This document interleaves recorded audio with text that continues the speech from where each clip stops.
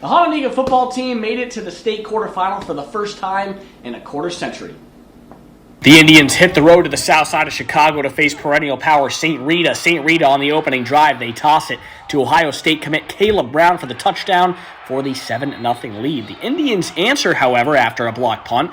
4th and 12, they get it to Bryce Goodwine, who picks up the yardage, and that would lead to a field goal to make it 7-3. Hononegah hanging in there, and the fans making the trip from Rockton. It's always good to see here late in the playoffs. Second quarter, Indians strike Isaac Wizenand to Stuart Hale. A nice grab. He follows his blocks, and he is in for the touchdown. Excitement is high as the Indians take the 10-7 lead. End of the first half, St. Rita trying to tie it with a field goal. Hononegah blocks it to keep the 10-7 lead at the break. Brian Zimmerman coaching up his guys for the second half. The Mustangs respond, however. It's another strike to Caleb Brown. 47-yard touchdown is going to put St. Rita on top, 14-10. St. Rita quarterback Tommy Olatowski is going to keep it for himself here as he breaks it off. 73 yards for the touchdown. The Creighton baseball commit can also play the pigskin. Just enough speed to make it all the way 22-10 St. Rita. They go back to the passing game. Olatowski hits EJ and Wagwu over the middle for the touchdown. And how about one more from the bad Caleb Brown. One-handed touchdown grab for the future Buckeye. St. Rita wins 36-16, ending Hononegah's great season in the quarterfinals. In 5A, Sycamore trying to secure a spot in the semifinals, taking on St. Patrick. 7-0 Spartans at the half, and they quickly double down as Sam Carlson turns and burns from midfield all the way home for the senior. It's 14-0 Sycamore, and we wanted to give some offense early because this game was all about the defense. Here's Meyer firing it down the field, but it's plucked out of the air by St. Patrick. The Shamrocks struggled as the Spartan defense swarmed. Here's Ethan Bodie and Jackson Funderburg teaming up for the sack. Oh, more sacks, you say. Here's Dominic Bills bringing the QB down. Sycamore was suffocating on the field today, and it's got the fan section waving goodbye. Bad luck for St. Patrick as Sycamore hands them a bagel, taking this one 14-0. Genoa Kingston playing at Joliet Catholic tonight. The Cogs' strong season ends after losing 42-7, but another deep run from a program that's consistently making runs into November. And the Byron football team came into Saturday an undefeated 11-0, their third straight home playoff game as they look to make a third straight appearance in the state championship game. The Tigers hosting their third straight playoff game this season, this time against Reed-Custer. The Comets with the ball, the quarterback keeper, and he loses it. Ethan Palskill snatches the fumble and takes it into Comets territory.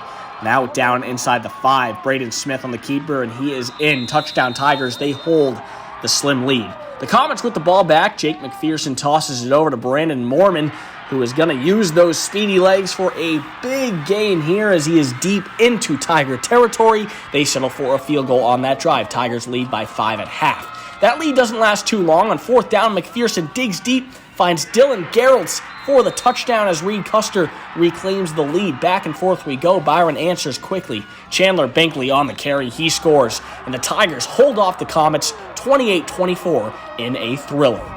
In 1A, a rematch from earlier this year, Fulton traveling to Lena to take on the Panthers. And for Lena, Maury Roby continues to do what he's done all year long. A long touchdown. Lena scores the first 18 points of the game to get a little comfortable lead. And the Panther mascot, speaking of comfortable, staying warm in these cold temperatures. Quarterback for Lena, Luke Benson's going to be sacked, and he loses the ball.